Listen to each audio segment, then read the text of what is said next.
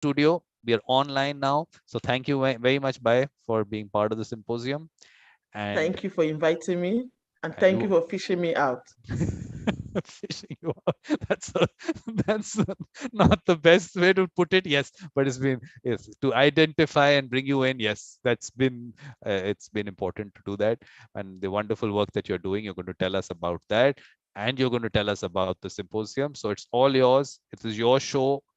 I come in, like I keep saying, if and when you want me to come in. So please, by tell us about the symposium. It's Tell a us about yourself. conversation.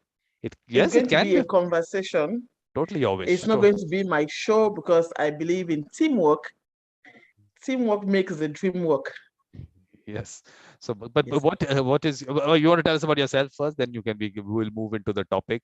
So please, by all the wonderful work that you're doing, please tell us about all that. Okay. I'm Baiye Frida Ebai. You call it Baiye. Frida, you know, when you spell Friday, you remove the Y, you have Frida. So it's easy to remember my name. When you think of Friday, Friday is weekend. You think of all the good things you're going to do, all the rest you're going to get. So when you think of Friday, you remove the Y, you have Frida. So my name is really easy to remember. So I'm a mother of 7, and I take my work as a frontline defender for women and children seriously, as I take my responsibility as a mother of these wonderful children seriously too. So my children grew up knowing that their mother is an activist and she has a lot to do in the community. So we work step by step. I'm out of home most of the time, but I try to catch up with the children because my work is in such a way that if you don't love what you're doing, you can't do it. The passion I have for promoting human rights, protecting vulnerable groups and communities is something that is inborn.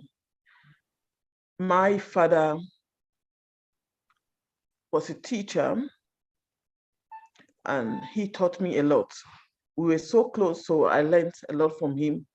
From him being a community leader and protecting his people, I grew up seeing that.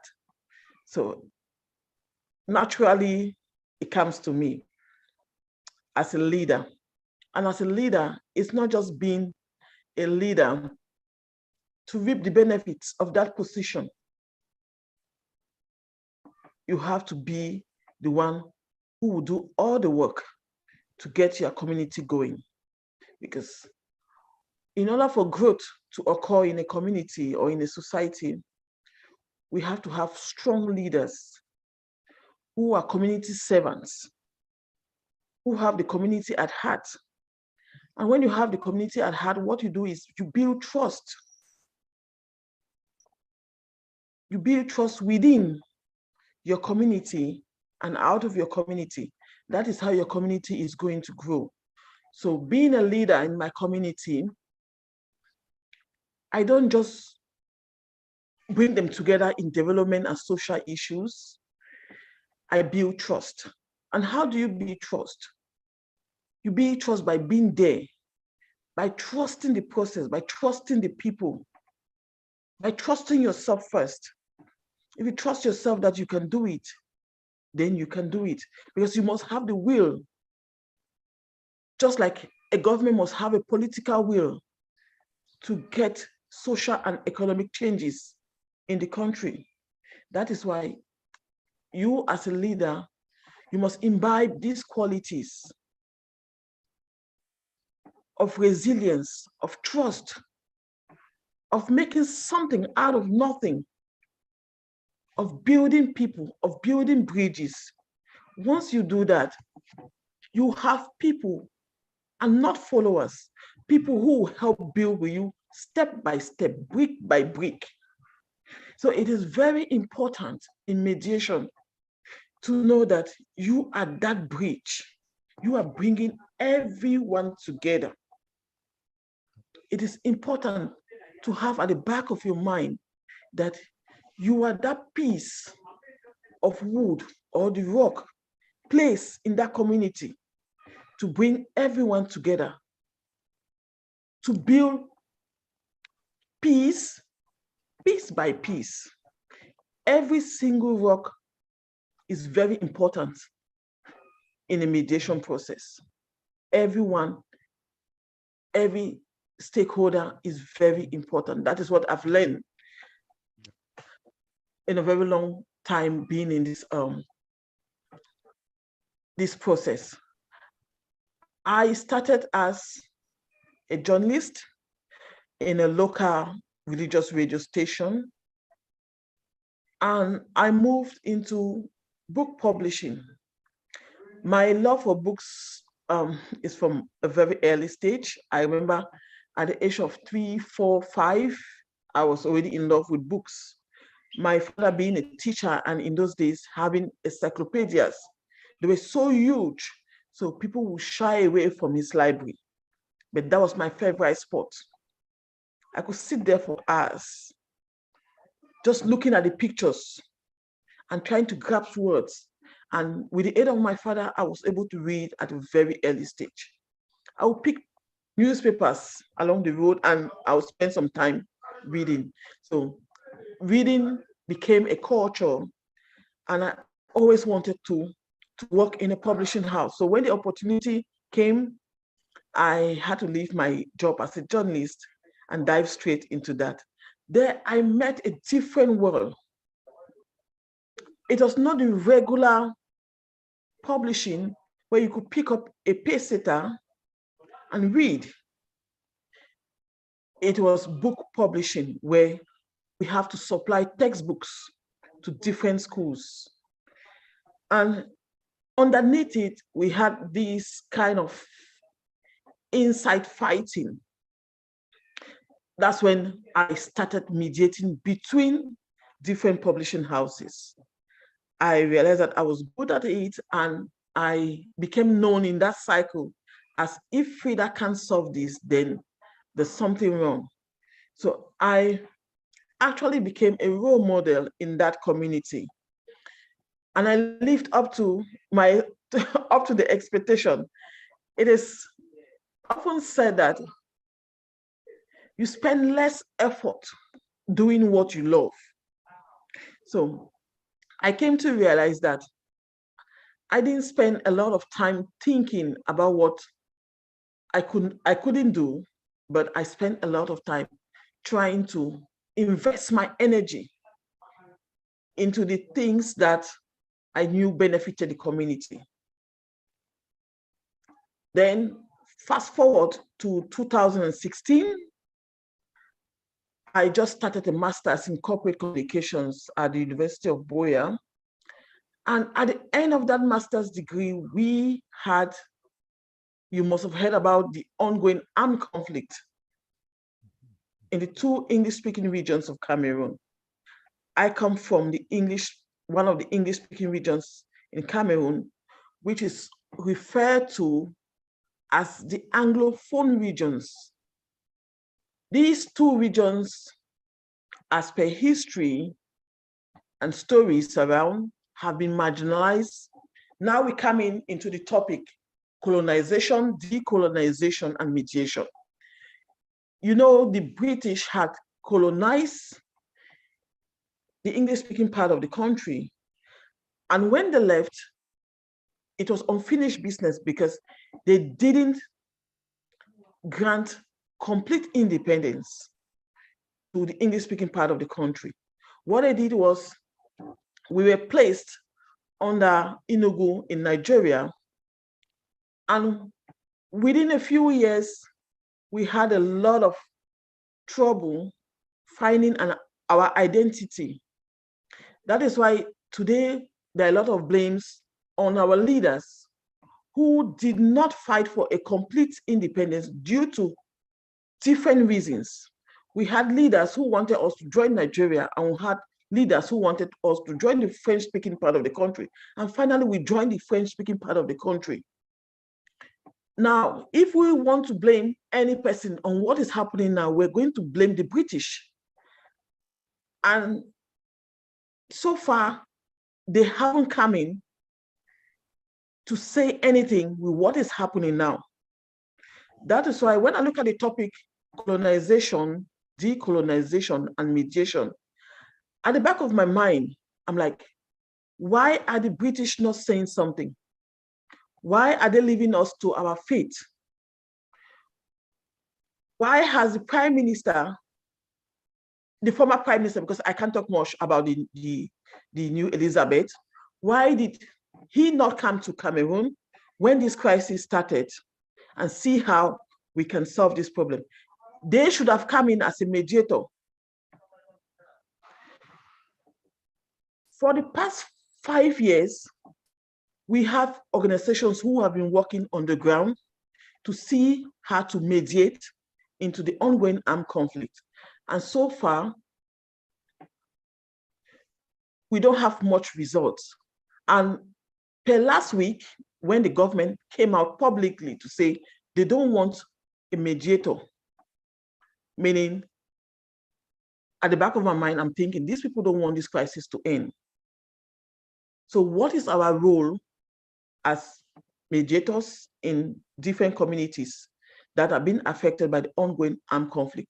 What women are doing from the 10 regions, that is the 2 English-speaking regions, have joined with other women from different regions under different umbrellas, and they have been contributing significantly to ending the ongoing armed conflict in the 2 English-speaking regions of Cameroon, including the conflict in the far north, where the Boko Haram insurgency have done a lot of damage, not just to the people, but to the environment and to neighboring countries. So looking at the topic, I would say the colonizers, they didn't just go away between 1960, 1970, and 1980 from Africa. They left behind political, economic, and socio-cultural challenges that to date, people are still trying to see how they can come out from it. That is all I can say about decolonization at this point. And going back to mediation, I would say my organization, Bawa Cameroon, that is Blessing Associate for Women and Children, have been involved not just technically, because we do a lot of trainings in communities. We train other trainers at the grassroots level. I prefer working with grassroots leadership because that is where you will find the real change. That is where you find the challenges that are disrupting the political, economic, and social cultural how can I put it, fiber of our communities. Because if we don't have conflict, we won't have displacements, we won't have poverty, we won't have rape cases, we won't have, let me say, GBV, we won't have civilians fighting for survival, we won't have our livelihoods compromised, we won't have the bodies of women and girls being fought on. And with the work we do in communities, we've come to realize that it's not just providing economic empowerment activities for communities, it's also trying to see how the trauma that these populations are going through, the innocent civilians, because I call them innocent civilians because they are caught between the government armed forces and the non-armed groups. Looking at the Northwest and the Southwest regions of Cameroon, you will see that we weren't prepared for what came to us. The Anglophone culture is such a way that it's quite different from that of the Francophones. We have this culture of peace. For a very long time, our communities have enjoyed intercultural festivals. Our villages were places where you look back, we want to go back home during Christmas and spend time with other community members, with other groups, with family. But when the crisis started and villages were burned down, people were displaced, there was untold misery, suffering on the population. The level of trauma increased. So what my organization is doing in most part of these two English-speaking part of the regions, especially in the Southwest region, is organizing trauma healing sessions. This is the only way we try to heal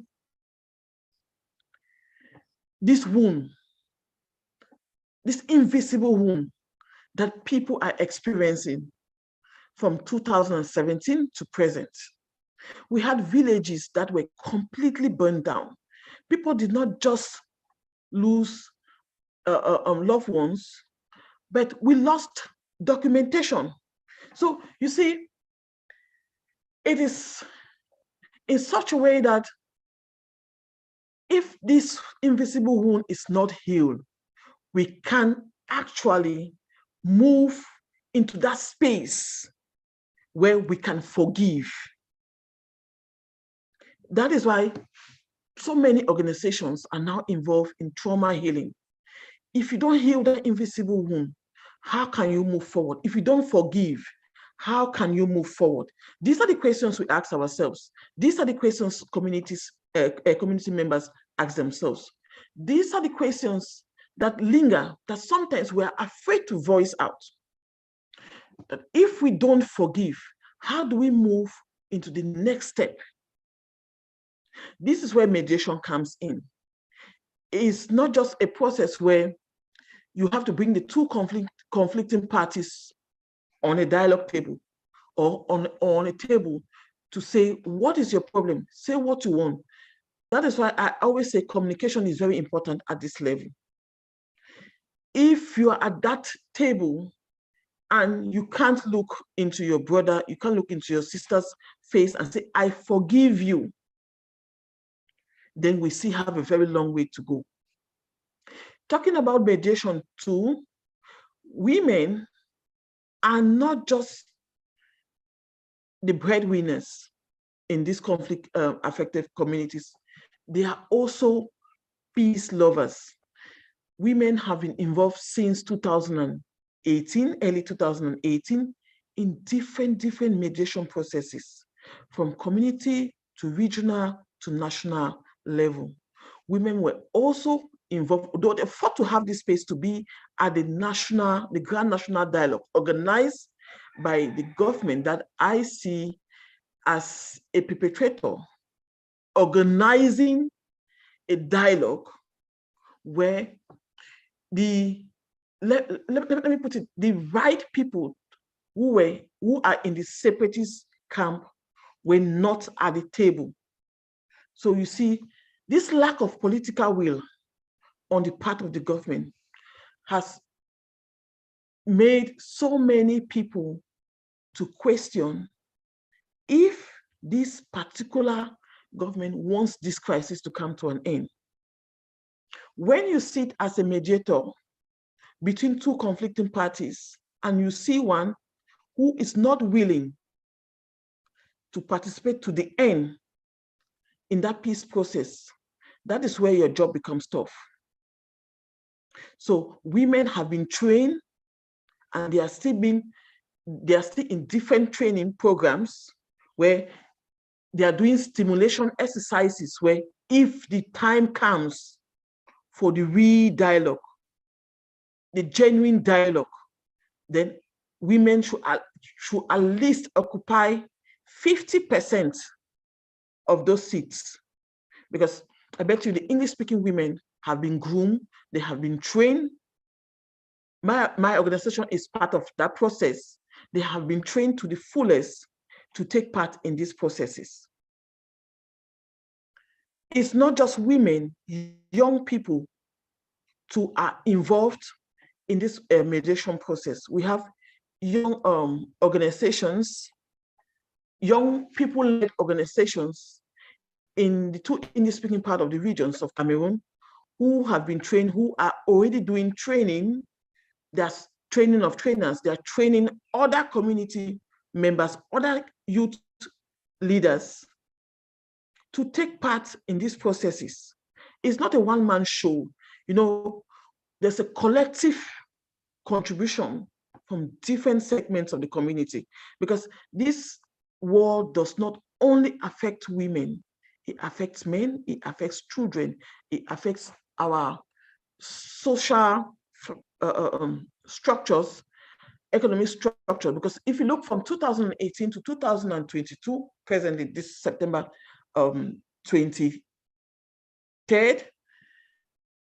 the number of hospitals, the number of schools, the number of companies, the number of road construction companies, for example, let me cite that have been put on hold because of the ongoing armed conflicts in the two English-speaking part of Cameroon, has made not just the government, but individuals, companies, communities to lose a lot.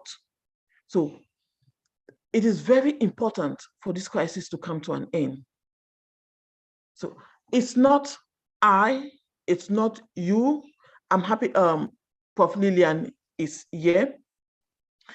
Prof. Lilian, this is Vikram, and I'm sure she should be joining one of our dialogue programs. She is one of the leaders from Cameroon who has not just trained women, she has mentored us, she has mentored individuals, she has mentored organizations to come to that space where we can have a voice, not just having a voice, but having a voice that can contribute significantly in ending the ongoing armed conflict in Cameroon. Let me leave my work in the community and go back to the symposium.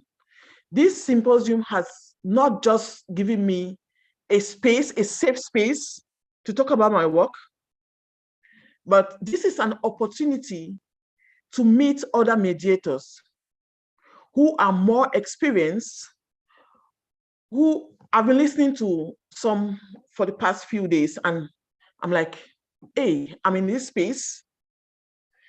So this symposium is very important in that I am not only going to learn other strategies, mediation strategies, I am going to learn how they have been able to use their skills to end conflicts in their communities. During my trainings, I always use the storytelling approach to mediation. It is the most effortless strategy to use when training other young leaders in communities. And I always refer them to the pastor and the imam. I'll send the link. This happened in Nigeria. We had Imam Mohammed Ashafa and Pastor James Wure. These were staunch enemies. You know, in Kaduna, in the northern part of Nigeria, we have intertribal and religious conflicts. So I always bring this particular story into my training rooms. In mediation, it's not only training people on the processes, on the strategies, on how to be a good mediator. You can use the act of storytelling to build bridges, to solve the different conflicts that these conflicting parties brought before you. So you must train the participants, the trainees, on how to act at the spot of the moment. If you see that the strategies you are laying in front of the participants or the conflicting parties, it's not going through. You can use music, you can use culture, you can use a cultural anecdote, you can use a religious anecdote. These are things that bring people together. Like I said at the beginning, you have to build trust. If there's no trust, your work is in vain. If there's no trust between you and the conflicting parties who trust you that you are going to bring a sustainable solution to their problem, not you actually telling them that this is what you're going to do to solve this thing. You're going to make them to dialogue. You're going to make them to have a conversation around the topic that is in dispute. That way, you can effectively resolve the conflict that is at hand. So I always use the pastor and the imam. Unfortunately for me, a few years back, I sat between the pastor and the imam. And I felt like this is it. If I can meet these two great people and get from them directly how they felt during that period where they were at each other's throat, and how during that magical period they reconcile. Because in mediation, where you are heading to is reconciliation. Sorry, the kids are back from school. Bring them in. Why don't you bring them in, Baiye? They can also be part of it. And we, yes, seriously. Let's say hi to them. Let's Lilian also wants to say hi to them. She hasn't said hi to them for quite some time. Come and say hi. Say hi to us. They're going to drop their school bags. So I left the door. Hi, Lilian. Hi, Frida is doing a phenomenal job. I mean, even just listening to her speak now and articulating a public memory, a public thought, she kind of speaks for the voices that cannot be heard. And I'm really proud of her. This pain is a pain that each person who wants to talk about it, the first feeling is being overwhelmed with the pain to the point of tears. She said something which I thought is something we really need to dwell and delve into, which is looking at mediation and reconciliation from the grassroots. The government of Cameroon thinks that they can take on a process now, which is, it calls the Grand National Dialogue, which is very elitist. But they forget that those who are even leading the separatist movements are the least affected in the conflict. When I say least affected, they are dislocated. They are living abroad, so they don't feel that physical pain or the economic pain as much as those who feel it, whose houses are burnt, who are homeless, footless, without their children not being able to account for their children. I mean, those whose kids are even missing. Death kind of heals you because you know they are dead. But then you lose a child, you don't even know where the child is.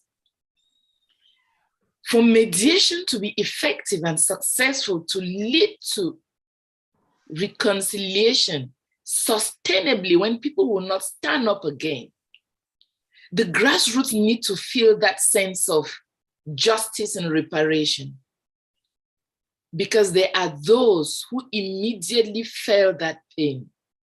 I live in the United States now, but at the time it started, I was a part of that pain. I crossed several corpses on the way. I missed, several bullets missed me on the way.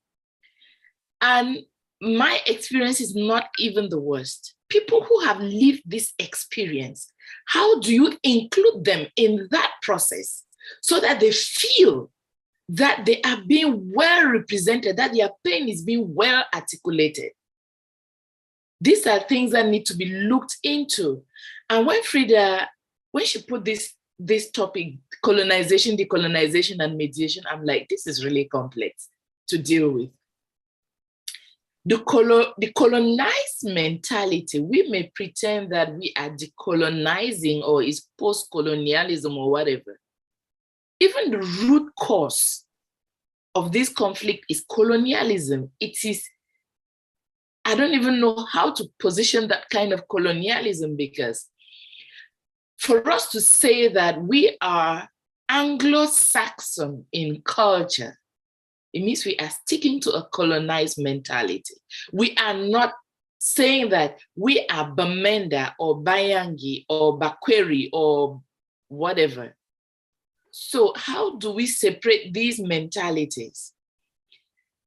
We can't really go back too far to go and blame the British anymore. It's reached a point where we've realized that we've been weaned prematurely, so we need to struggle to survive.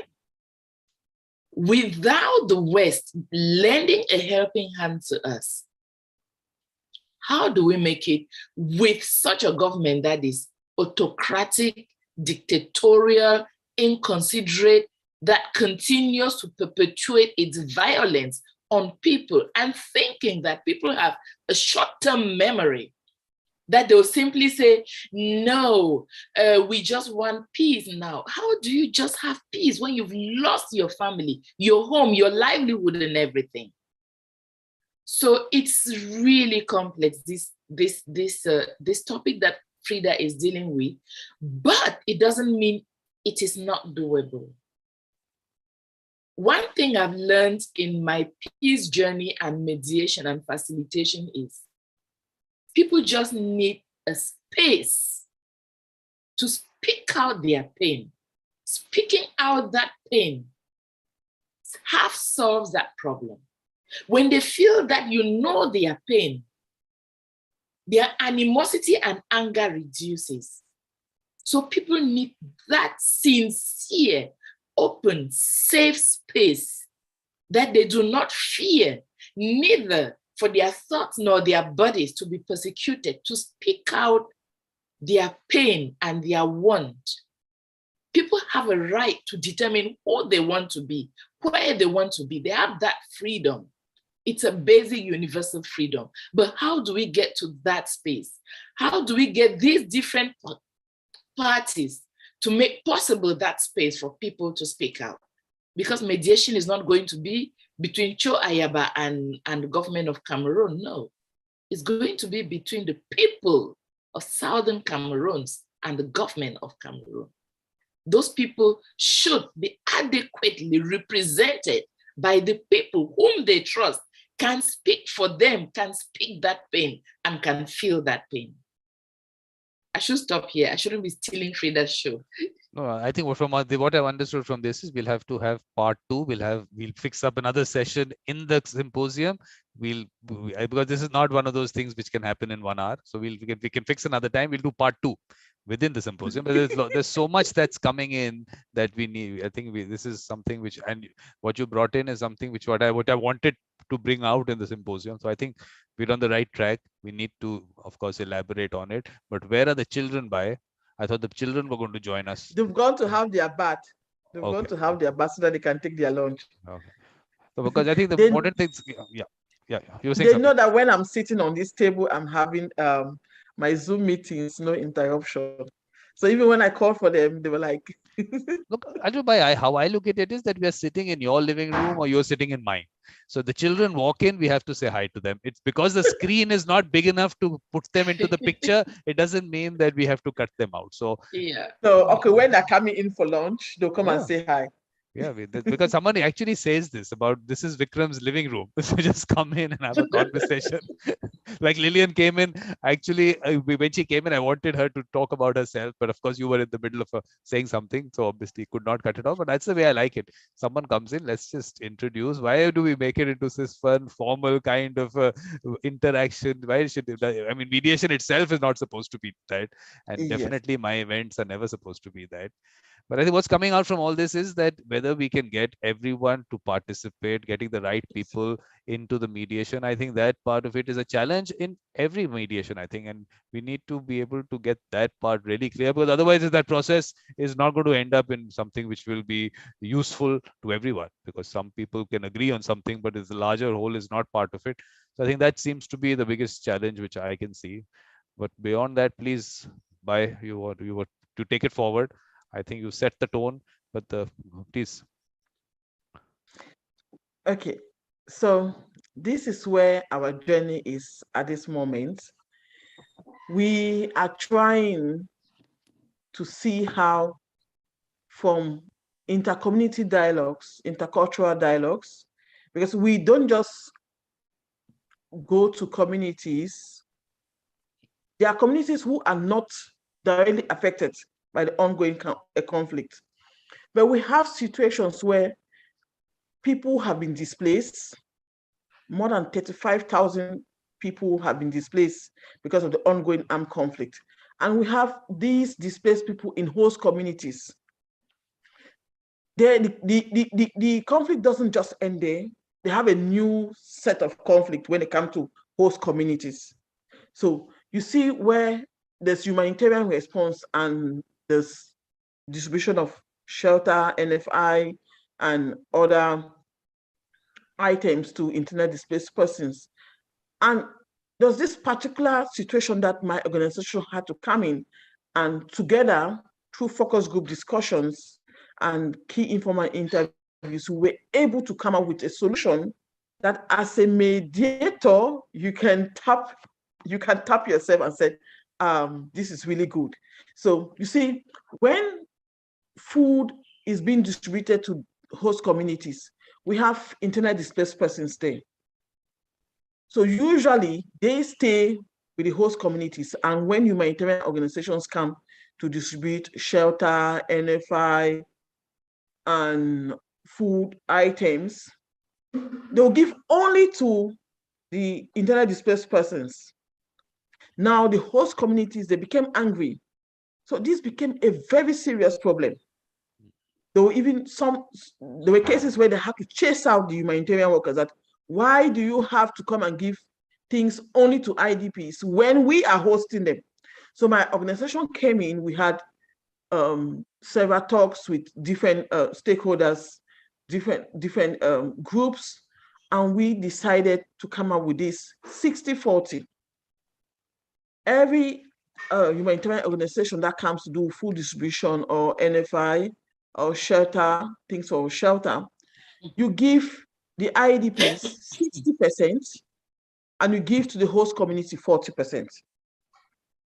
So it was so much work for me because I had to try to put my finger into every pie. I had to make sure that before you come to the community, I had focal points in different communities where they'll inform me, or inform my organization that this organization is coming to do food distribution. So I get to you and I explain that this is how the distribution should be done. 60% to the IDPs and 40% to the host community. So for the past 2 years, it has really worked. So that is something I'm really proud of, that we no longer have these small conflicts when it comes to food distribution and non-food items in these host communities. We also had the issue of people in the host community seeing the IDPs as they call them Amazonians, like people who were displaced from when I will send the map to you later, from different areas. They came now to the less conflict affected areas. And we, through different studies and focus group discussions, we realized that they were being stigmatized. So we had to do a lot in these communities. We started by having Defy Hate training programs where we had to train communities to love, to accept the IDPs, that it was not their fault that they were being rooted from their homes, from their villages, from their communities, and now they are here. So you see, they were not just facing the problem of being displaced, they were facing the problem of being stigmatized by some host communities, especially those who moved into French-speaking regions. So this was a very big task for us, but so far we tried as much as possible to sensitize communities that these are your brothers, these are your sisters. Unfortunately for them, the crisis uprooted them from their culture, from their environment, from their homes, and that you should look at them with love. So Bawa Cameroon not just took part in these sensitization campaigns, we also made sure that we had early warning mechanisms put in most of these communities so that you see the conflict before it escalates. Because the important part of mediation is stopping the conflict from going further. Because once it goes further and you have to start dealing with negotiation, you know, negotiation costs a lot of resources, not just financial, but material. So we try as much as possible to make sure that we don't get to that level. Yes, the bigger crisis is there, but we try to suppress the other smaller conflicts that pop up because of this armed conflict. So how many more minutes do I have left? Look, there are about 18 minutes, but you'll have to give, I need 5 minutes to take a break also, so 13 minutes. But so 13 minutes is okay. But I'm saying we can do another session in the symposium, because I know this is not good enough, this much time, but we started off. So 13 minutes right now, we'll take it up again. So please. But, Okay. but one thing that you have to, of course, I mean, throw some light on. I don't know if you've looked at it from women as mediators, because I'm a little biased on this, and I keep saying that the motherly instinct that a woman brings in is something that is going to be really helpful as a mediator. I'm putting that, I'm trying to develop that. Do you think there is something there, the motherly instinct and being a mediator, being something which is helpful, and having Yes, women as mediators? being a mother is one of the strongest quality that a female mediator can have.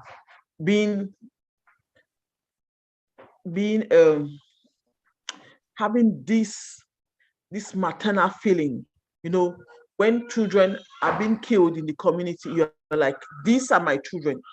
You may not necessarily be the biological mother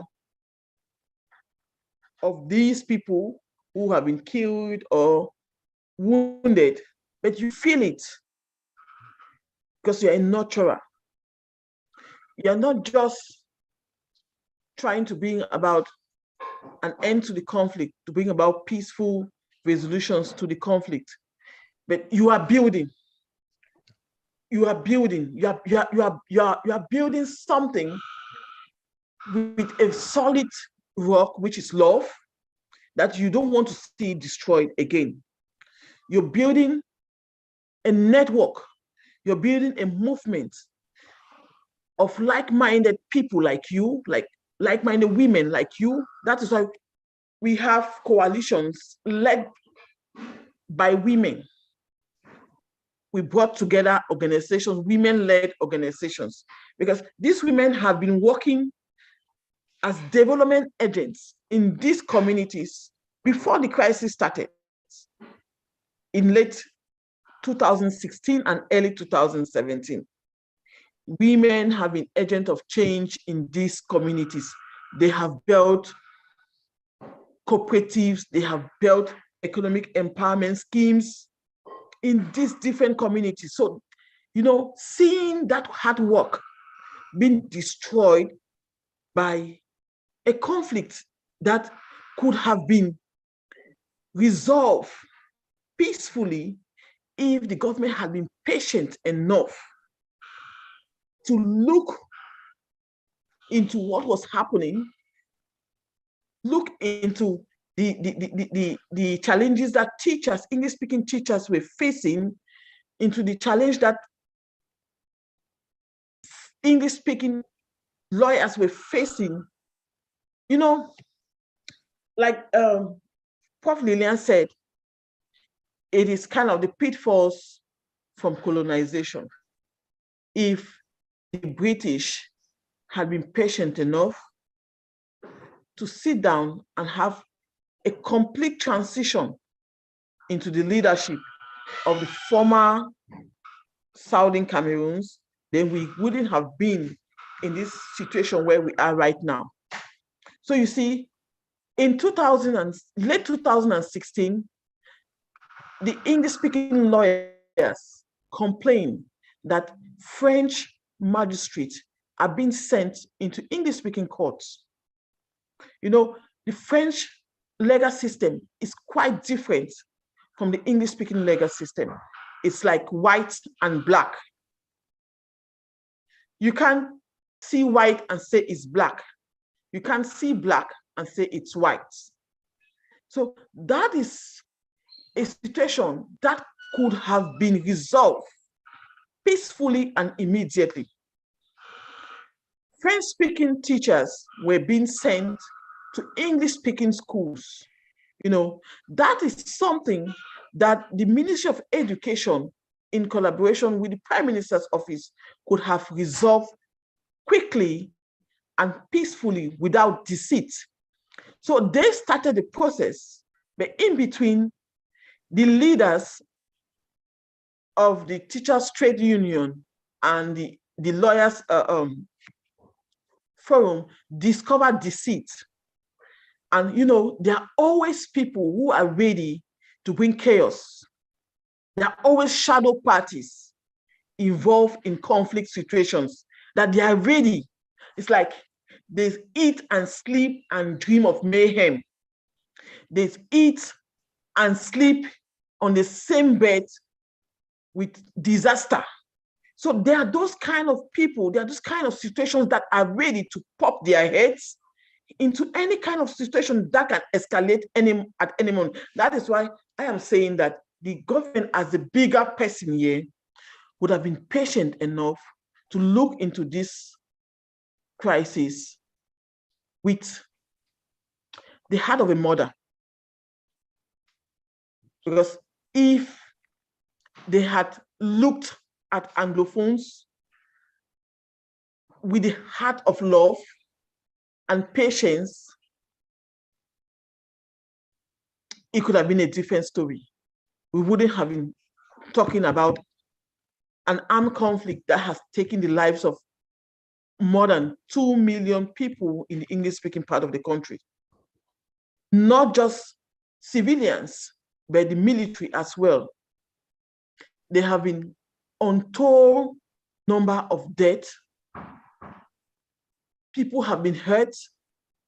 People's property, livelihoods have been destroyed to such a degree that it's going to take the special grace of God for people to come back to that mindset of living in peace. That is why reconciliation at this moment is very important. That is why a cleansing, I call it cleansing, where the two warring parties, they sit together, they acknowledge their wrongs, accept their mistakes, and pave a way forward by forgiving each other. Because the more you term the other party as a terrorist and use the draconian anti-terrorism law of 2014 to clamp down on the media, not just the media, but media practitioners, to clamp down on teachers, to clamp down on lawyers, to clamp down on student leaders, to use different means of blackmail, to clamp down on grassroots leaders, to use force to clamp down on women peace builders who are trying to see how they can solve this ongoing crisis. I'll take an example where a young woman who has children was accused of being in connection with her ex-boyfriend, who is now a separatist leader. She's in a different union. She was happily married to a different man. She was pregnant. And when they couldn't get to this separatist leader, they had to hunt down his ex-family. So you see how women are bearing the brunt of this war on their bodies. This woman was arrested illegally, put in detention. Nobody saw her for more than 8 months. And it got to such a state where I had to go to court because they were calling the case in court, but the woman was not appearing. Now, we feared that she may be dead. So we had to put pressure for the government, for the courts to bring her to court so that we can see for ourselves that she is not dead. That did not just put me in harm's way. It put me in a very uncompromising situation with other leaders who thought I was going to too much to an extent where I was asking questions. Why was this woman locked up in the first place? She didn't commit a crime. She did not commit a crime. She simply had a relationship which was in the past. So you can't carry somebody's crime and pin it on her. So you see the gross human rights abuses around conflict. Not only women suffer, children too suffer. Men too suffer. Boys, young boys between the ages of 13 and above are at high risk of being arrested just for being a young boy living in the 2 English-speaking areas. That's the truth. They are at risk of being arrested. If you don't have an identification card with you, you're being arrested. If you don't dress properly, you will be identified as someone who is in that they call them Ambazonians. They call them Amber, so they call them terrorists. So the government is not just using the anti-terrorism 2014 laws to make sure that you don't have a voice. They are also using that law to suppress the media. That is why if you look at 18 newspapers today, you won't find up to 2 talking about the ongoing armed conflict in the 2 English-speaking part of the country. Their voices have been silenced. You know, either you lose your license to practice as a media house, or your journalist is arrested or silenced. Silencing them now is a new culture through different ways. It can be economically. Your license can be seized, or your media house can be, you know. So at this juncture, you ask yourself, where are we heading to? Yes, the women are doing their best to be at the forefront of peace negotiations. Young people are doing their best. And the organizations led by men are gradually disappearing. So I can say the men are in danger of using their voices to clamor for a change, to clamor for a peaceful resolution to this crisis because they will automatically be termed as terrorists. So you see, women are the only option left on the table because for some reason, I haven't heard of women being arrested openly, though we had a case, but it was the same day it was being rectified and she was released.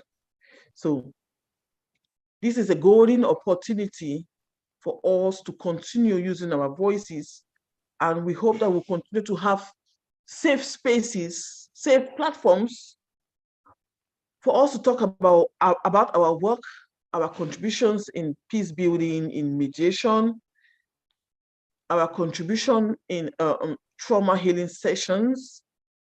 Because if you can't heal that wound, then there won't be room for forgiveness. So I don't know if. Baiye, the thing is, Prof. Lilian, like I said, this is it won't be true justice to your whole. I mean, whatever you have to bring to the table. So let's keep another session. If Tuesday is, are you available on Tuesday? yes, I should be available on Tuesday. So same time on Tuesday. Let's have part 2, because I'm telling you, on the women part of it, Lilian also agrees with what I was saying. I mean, she's saying using the word woman in Cameroon is nearly synonymous to being a mother. So I think we have to discuss that. Then we have to go into in Cameroon, what is, has there been a culture of mediation? What all is there? So there's lots to discuss. We can bring 2 other persons on board, so we are 4 and. Perfect. So basically, just keep it on Tuesday, 27th, same time. Right? Okay. So thank you. Same link. And of course, Lilian has gone invisible in the living room. She has the Harry Potter coat over her, or the cloak over her. I am. So Lilian, we're continuing the conversation on Tuesday, 27th, same time, 7 p.m. India time. And of course, whoever you want to bring in. I think this is really interesting. There's lots that you people have to tell us. So let's take it there, right? Thank you. Thank you. And I take a quick break, and I'll be back. So seeing you on Tuesday then. And please watch it. And by Zoom link remains the same. Now you don't have to ask me this for the Zoom link. Thank you. Okay. On record, I've said the Zoom link remains the same. Okay, thank you so much, Prof. Thank you for being part of it, and it's really wonderful talking to you. So I'm seeing you on Tuesday then. Right? Okay. All right.